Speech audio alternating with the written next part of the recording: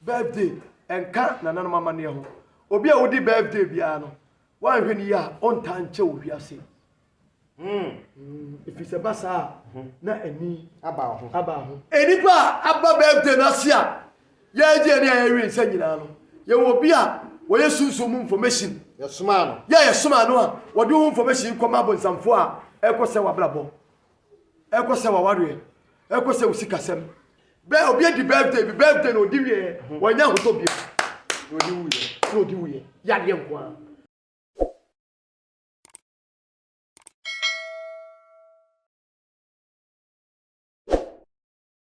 Arafo ya mamu nyina akwa aba ennɛ so ebio aha ye na Kesse TV na wo hwɛ ye media wo hwɛ a wa obenya ne ma hodo bibre afimu ebi yaresa ebi eyawo ebi yesika na bi so ebɛkyerɛ kwantempɔn a betumi afa so na ne ma bi a wɔsɛ nka na usua ya mfa nkyerɛkyerɛ wo no wate ase kai sɛ ubehu yɛn ɛwɔ kuma seta football suom ɛhɔ ɛna ubehu yɛn wodi a ubusa kwala keto akra sɛ ɔpɛ na ɔyɛ ade yɛ Kesse a kwambia so no odo na so ye how da dwen amane bi a wo mu no e be free ho enso e de amawo na wo hwe ye na wo subscribe na afi wo share ma onua bi me di breto ba kwasi twesi Mandela mu wo South Africa memu na ma be pie Ghana memu enso eno no enne kwabra ne sori a enne em birthday enne menya 65 years ochina nyankopɔ di mfie ba ko aka me mfie ho je se wo ti ase hanyan Tete honum nyina na saa ne ma wenum nyina eni ho to bi beka sesa kosi broni na akofa bo sade enkra ti ene ye ba na Kesse akache ti Kesse a wi adwen na ya begusa no se birthday no kra ene ye die no te sen na tro konkron mu no ene wo se otwedi ampokwa nyankopɔ ade bo mu no wo se nipa bia wonya mfinhia adioson na abro so kra aduowotwe die to aso de ye haw obre ne amane nko a so nananom ne bitumi nya mfinhia wo ha duo no ne ekeka ho na asem titire wo mu kura ene se so otwede mpokwa nyankopɔn memu no wo se nya mfinhia duoson na ɛwo se efra asase so kura na so obi nya mfinhia aduosia num na baako bɛka ho a de ebu se ense nyankopɔn wo de ne mfie no bi aka no ho ana so ate bi afiri so we ɛyɛ asɛm a me no mienu yɛ adwendwene ho na nana so abɛkyerɛ na adwene wo ho san se yɛmfa nse wo mfinhia aduoson wo bɛfra asase so akɔ na wo bese aduosia enum na ebi abaako beka ho a sene na anu o se che mensa bonsunya mfinhia aduosia enum ni mfie aduoson no ne so ate ana se wanya mfie baako e de aka ne mfie ho we ayasam se ba ne ye na so e wa ha na ye mo adubio ye ne o hine ba wapom te se hwedi ampada wo ma so ho ye de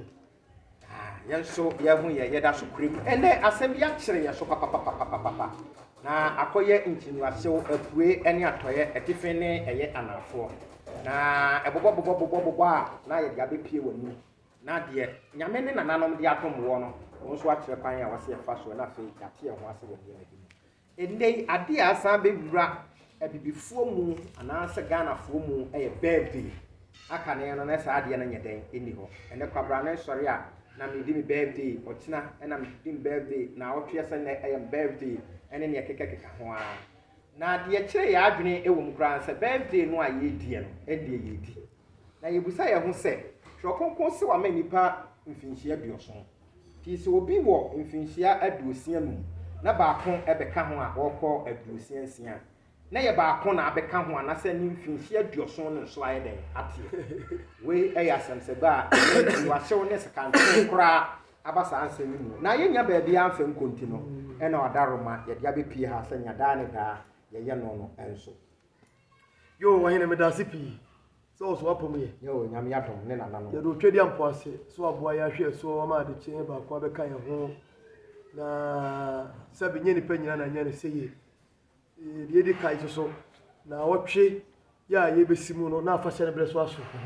sade ahwefo de obia so ase mo a mo hye mi nkuran o mo a sabe o mo akakra o de boa na nanam ye obia akoma so ade ma no ye de mfa se da mo twedi ampo kan ya nanam abosumya sa ho so mabu ye chidom ama yi ato e ne da so te ase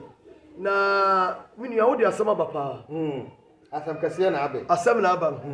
ene say birthday ni pada se ni edi nyina no enya de papa man samu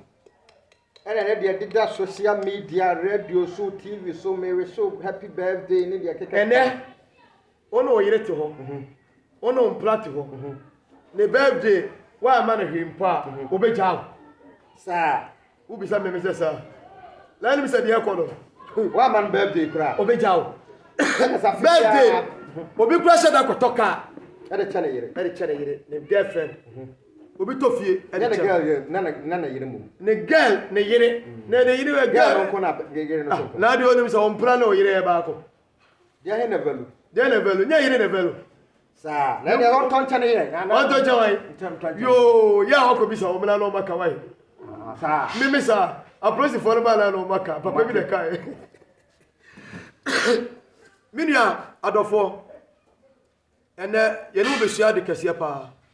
Minia dia de asem kese aba. Na ansa na bibia kwa wie no. Ada saman ahwefo atiefo ya mo hwe mo ba mo kuro mo wofa ase mo nana mo ade nyina na oya de kese. Enkwa wie no obi anya mo adesua. Mesre minim se enkwa wie na atiefo enyina na me ya adwen.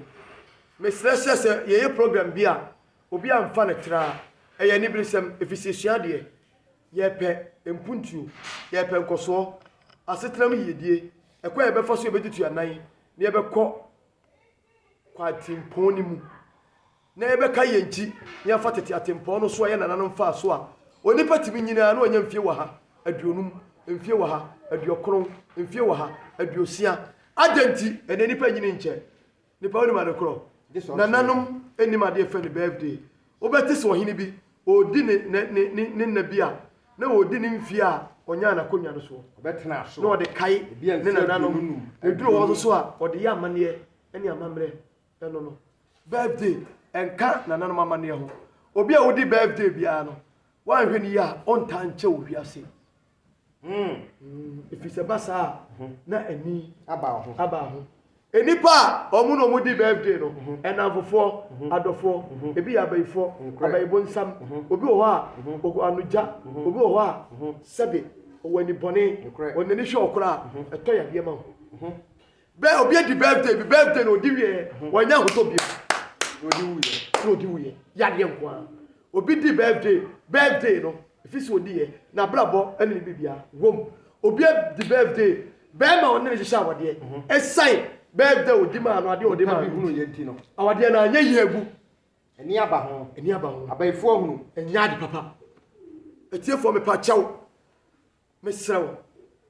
hwe na Kesse TV wate fama unua fama unua de nti a me ka sa de se kanse sa meka efi se oketebo no ko trese din nanso onse honam enchechira me ye unya ne baabi ada akomfo bi ehwe me program no wotie me a no onso de bi ni aye ne interview nanso oketebo ene oketre osedin na onse honam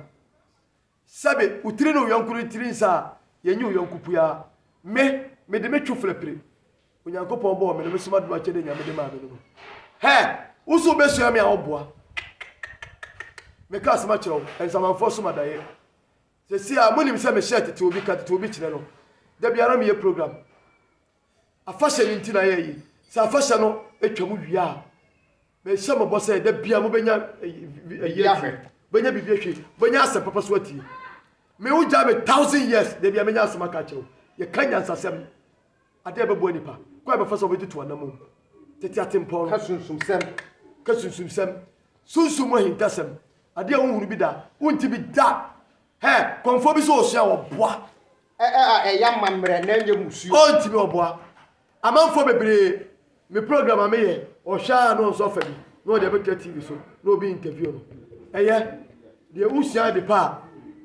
ena sabe wo hwe wo ya de pa ena obi hia wo ye da nyame ase mesra onti bonu ama ne wate na ontie ade ebeboa no birthday enya de papa onipa wanya mfie aduo no wanya mfie wa ha udi birthday na mfie wa ha na wunya ya se nyame di mfie wa ha aduo no na ma wa se so ate eti se nipa enim dia enka se wunya mfie bia na nka wusu Ata wo ba temuda wo ba ewu na udun se guti na ka wusu birthday no keduru wa e wo se nipa sun etwa adwadwo efiri se o be kokua moche wo be kokua moche wo ba Asamado na nim sa de achi ade se nyina na ebreko nyina na wumfie so na etie na ye di na ndigye wo dradie ma wo se nipa da se ni duru birthday no a wusu udun se guti se ye me be kopon metamo ben ebraso ya me ni kokua moche ekodi nsawoso na mpono Asamado abekolo me ko le sei wo mom ko so bia me ka me nkire wo timi zum ko me ko me de nsamanfa ka bibia kire me Asamado eyoman Asamado eyekuro abraba a wo boye no okubu hu akonta a kire kokua moche ehwo ne de wasotwe sefata de bema wo timi ka asaba kire wo Asamado eyekuro